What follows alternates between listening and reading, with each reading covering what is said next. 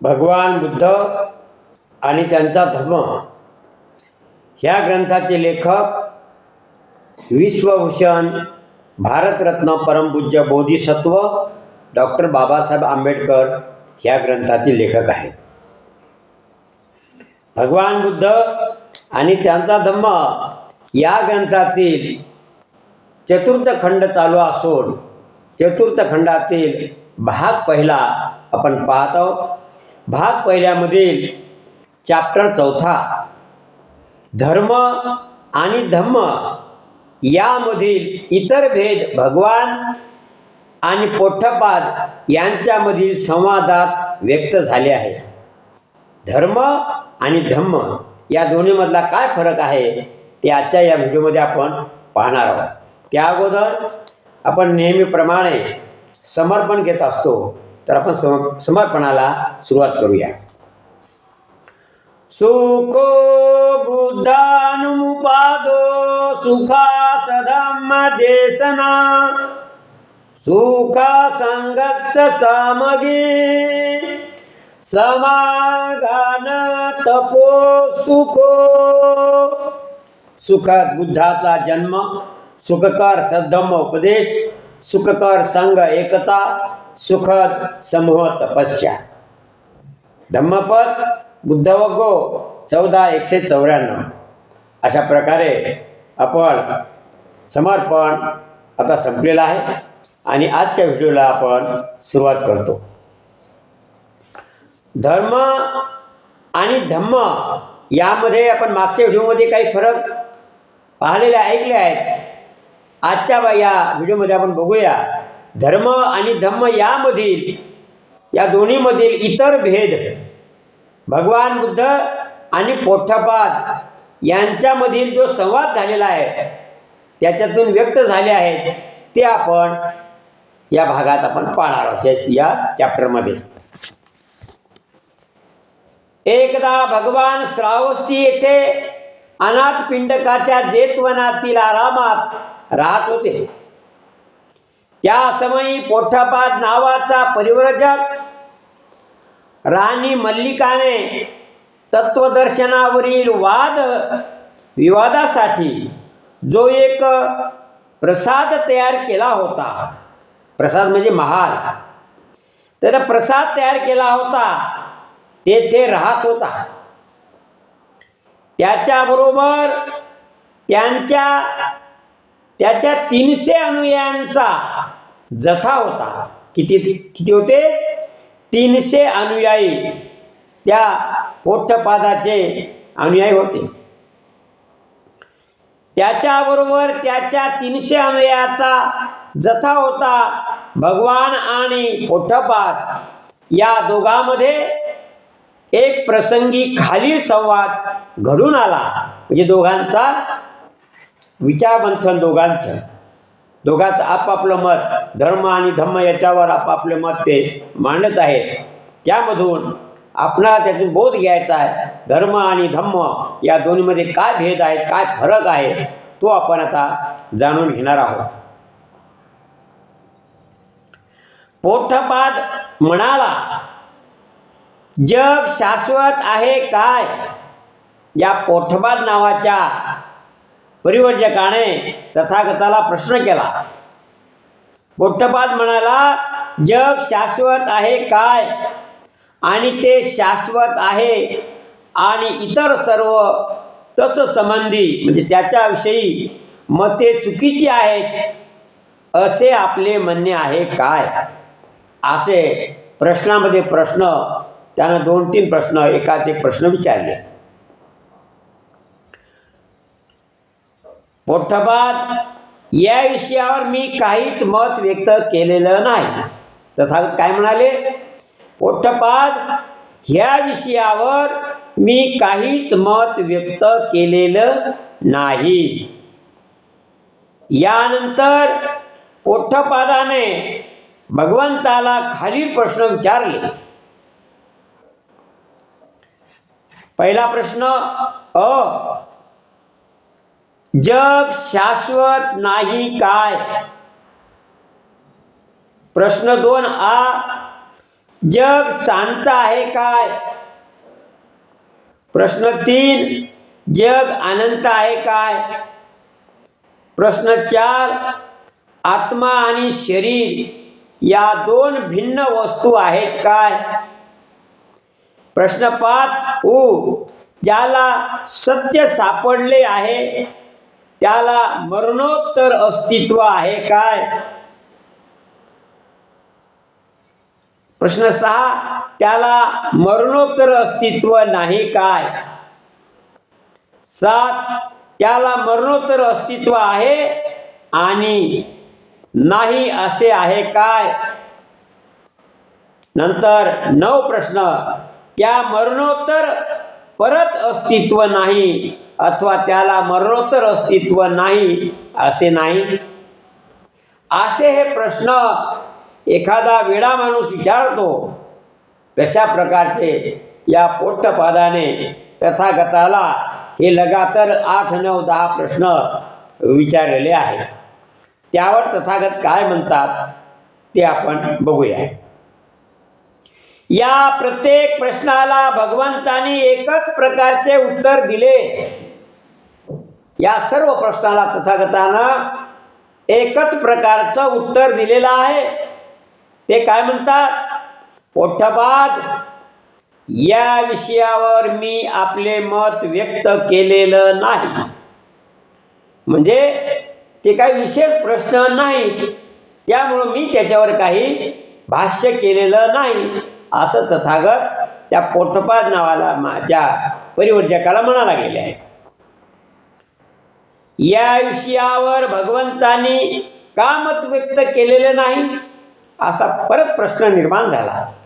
मग या विषयावर भगवान बुद्ध का बोलले नाहीत? कारण या प्रश्नाच्या उत्तरापासून काहीच लाभ नाही. मानव जातीच्या किंवा कोणाच्याच उपयोगी पडणारा ते प्रश्न नाही. त्याच्यामधून काहीच निष्पन्न निघणार नाही. म्हणून भगवान बुद्धानं त्याच्यावर आपलं मत व्यक्त केलेलं नाही. कारण या प्रश्नाच्या उत्तरापासून काहीच लाभ नाही.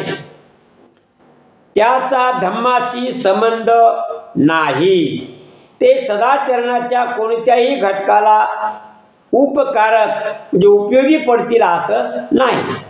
त्यापासून अनासक्ती, राग द्वेषापासून मुक्ती, शांती, शमन, सत्यज्ञान, अष्टांग मार्गाच्या उच्चतर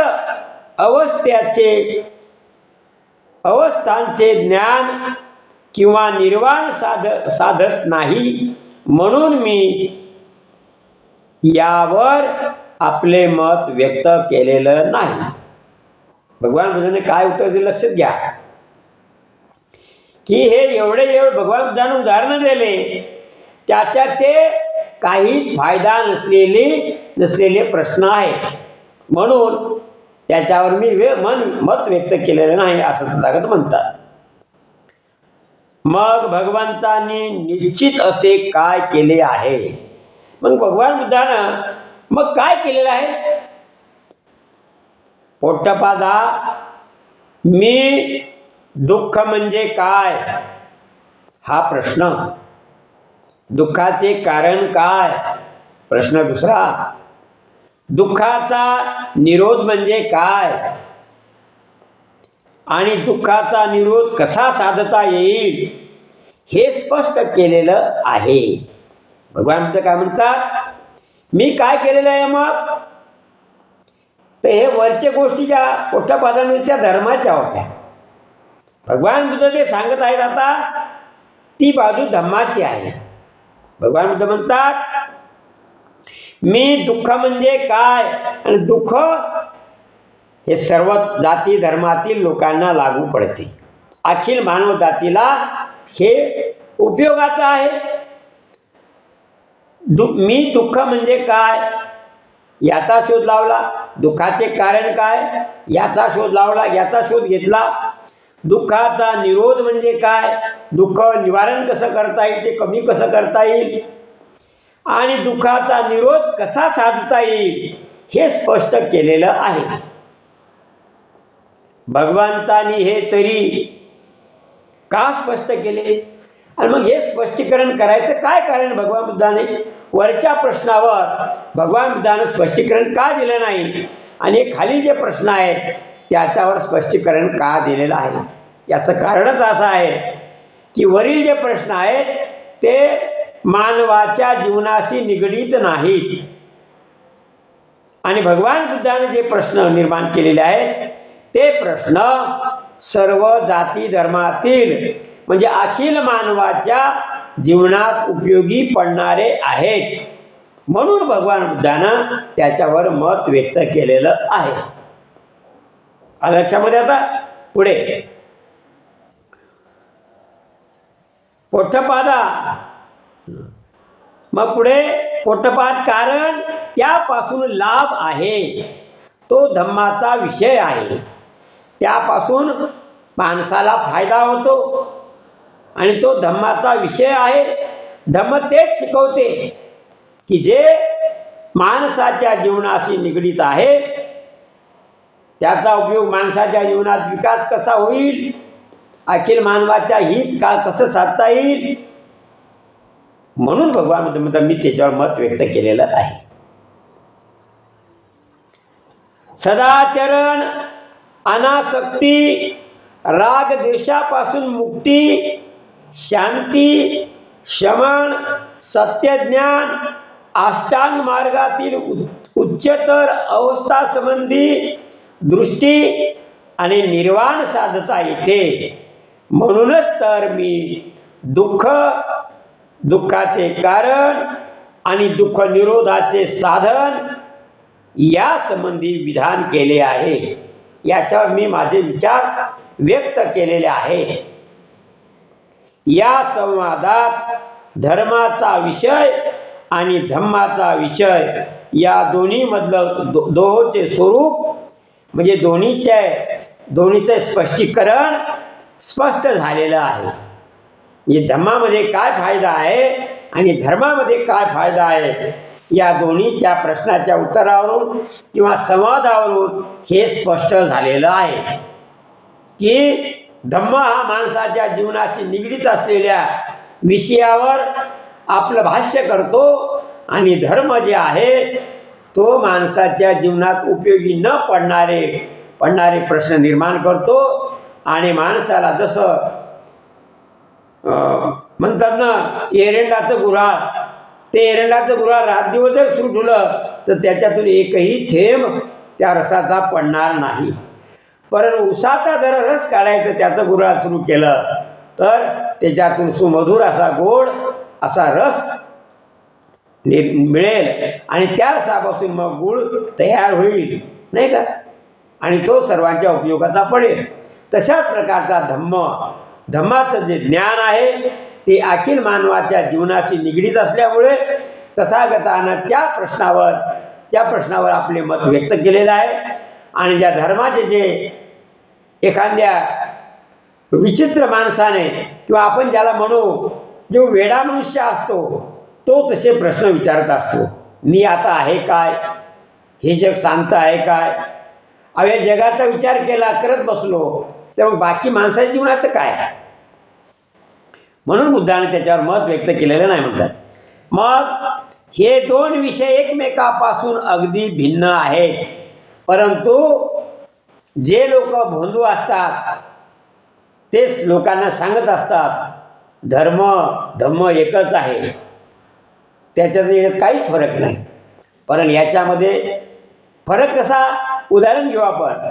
जसं गाढव आहे, गाढवाला घोडं म्हणता येईल का? कधीच म्हणता येणार नाही, कारण ते गाढवच असते. तशाच प्रकारचं या दोन्हीमध्ये फरक आहे. धम्म म्हणजे धम्म आहे आणि धर्म म्हणजे धर्म आहे. धर्माला बदलता येते, इकडे तिकडे बदल करता येतात, धम्मामध्ये बदल करता येत नाही. धम्म माणसाच्या जीवनाच्या उपयोगाची प्रश्नाचे उत्तर देतो, धर्मामध्ये त्या माणसाला जाळ्यात अडकवल्या जाते. धर्मामध्ये माणसाला बुद्धीचा वापर करू देत नाही. धम्मामध्ये माणसाला बुद्धीचा विकास घडवण्यासाठी वेगवेगळे प्रश्न निर्माण करून त्याच्यावर विचार करायला लावते. म्हणजे माणसाच्या बुद्धीचा विकास झाला. आणि धर्म सांगतो, मी सांगतो तेच ऐका. धर्म धम्म म्हणते नाही. तुम्हाला तुमच्या बुद्धीला पटत असेल तर तुम्ही आचरण करा, अन्यथा सोडून द्या. भगवान तर स्वतः तेच सांगतात. भगवान तर काय म्हणतात, मी मार्गदाता आहे, मी मोक्षदाता नाही. इतर धर्मातले धर्मगुरू संस्थापक म्हणतात मी देवाचा पुत्र आहे. काही जण म्हणतात मी देवाचा पुत्र आहे. काही म्हणतात मला देवानं पाठवलेला आहे. कोणी म्हणते मी स्वतःच देव आहे. माझे जे शब्द आहेत ते सत्य आहेत, त्याला खोटं मानता कामा नये. जो त्याला खोटं मानेल तो नरकात जाईल. अशा प्रकारची सर्वसामान्य माणसाला एक प्रकारची भीती, धाक दाखवल्या जातो. आणि त्या जाळ्यामध्ये त्या माणसाला, बहुजनाला गुंतवत असतात. आणि आजपर्यंत बहुजन समाज या जाळ्यामध्ये गुंतलेला आहे. जोपर्यंत बहुजन समाज भगवान बुद्धाचा धम्म आणि धर्म या दोन्हीमधला भेद जोपर्यंत जाणून घेणार नाही, तोपर्यंत विकास नावाची गोष्ट अशक्य आहे. तुम्ही म्हणाल कसं? कारण धम्मामध्ये तुम्हाला बुद्धीचा वापर करायला लावते. धर्मामध्ये बुद्धी वापरायला मत नाही. त्यांच्या गुरूनं सांगितले तेवढ्याच्या पलीकडे गेले तर तुम्हाला म्हणतात तुम्ही नरकात जासा, तुम्ही स्वर्गात जाणार नाही. आम्ही सांगतो तसं करा, म्हणजे आमच्या सल्ल्याशिवाय काहीच नाही. भगवान बुद्ध म्हणतात तसं नाही. मी तुम्हाला सांगतो, तुम्हाला जर चांगल्या वाटेनं जाय, मी वाटा दाखवून देतो, ही चांगली आहे ही वाईट आहे, पण ती तुम्ही ठरवायची. कोणत्या वाटेनं जायचं ते तुम्ही करा. म्हणजे अत्तदीप भव, आपला दिवा आपण स्वतः लावा. मी फक्त सांगणारा आहे, मी मार्गदाता आहे, मोक्षदाता नाही. बाकीचे म्हणतात मोक्षदाता, तू हो, मी तुझ्या पाठीशी आहे, तू काय घाबरू नको, तुला काय पाहिजे तू माग, मी तुझ्या पाठीशी आहे, तुला काहीच कमी नाही. अशा प्रकारचा या दोन्हीमधला फरक आहे. म्हणून धम्म आणि धर्म हे एक नाहीत, हे सर्व श्रोते मंडळीनं जाणून घ्यावं. त्यासाठी भगवान बुद्ध आणि त्यांचा धम्म हा जे ग्रंथ आहे, मी कोण्या जातीपुरता बोलत नाही. भगवान बुद्धाचा धम्म सर्व जसा समुद्र आहे, समुद्रामध्ये सर्व जाती धर्मातले पंथ आपल्या समुद्रामध्ये सर्व नद्या येऊन मिळतात. गंगा येते, जमुना येते, गोदावरी येते, अमुक येते, सगळ्या येतात, तापी येते. आणि मग त्या समुद्रात गेल्यावर, त्या सागरामध्ये गेल्यावर त्या सागर तो समुद्र होतो. तशा प्रकारचा भगवान बुद्धाच्या धम्मामध्ये कोणत्याही जातीतला माणूस जर तो धम्माचं तत्वज्ञान पाळत असेल तो खरा बौद्ध. तो खरा बौद्ध जो माणूस स्वतःच्या बुद्धीचा वापर करतो तो बौद्ध. बौद्ध काही जात नाही, तर बौद्ध काय आहे, आपल्या बुद्धीचा वापर करायला म्हणतो. मग तो हिंदू असो, ख्रिश्चन असो, मुस्लिम असो, आणखी वेगळे कोणी जेवढे जाती धर्म असतील ते. म्हणून भगवान बुद्धाचा धम्म बहुजन हिताय बहुजन सुखाय, सगळ्याच्या हिताचा आहे. तर बंधूंनो, धर्माचे प्रयोजन जगत प्रारंभाचे स्पष्टीकरण आणि धम्माचे प्रयोजन जगाची पुनर्रचना ही आहे. या दोन्हीमधला फरक पुन्हा सांगते.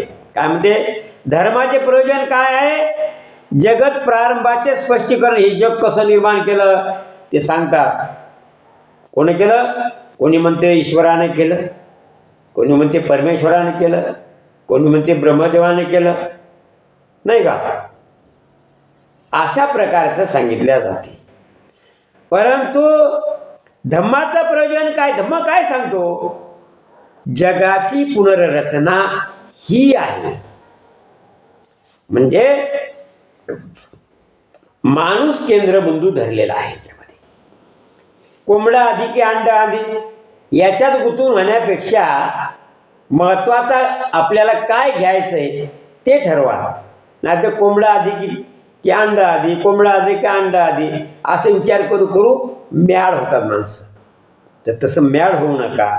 भगवान बुद्धाचा धम्म आचरण करायचा असेल तर बुद्ध आणि त्यांचा धम्म हा ग्रंथ आपण आवश्यक वाचावा, ही मला माझी सर्वांना नम्र विनंती. तरी आजचा चॅप्टर इथे संपलेला आहे. आजचा व्हिडिओ इथे थांबतो आणि सर्वांचं मंगल हो.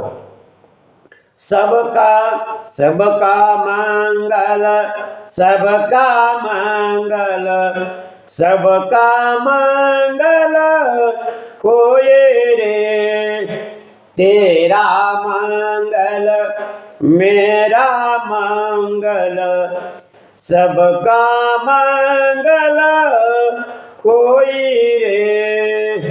जन जन मंगल, जन जन मंगल, जन जन मंगल होए रे. बहुजन हिताय बहुजन सुखाय बुद्धं नमामि, धम्मं नमामि, संघं नमामि.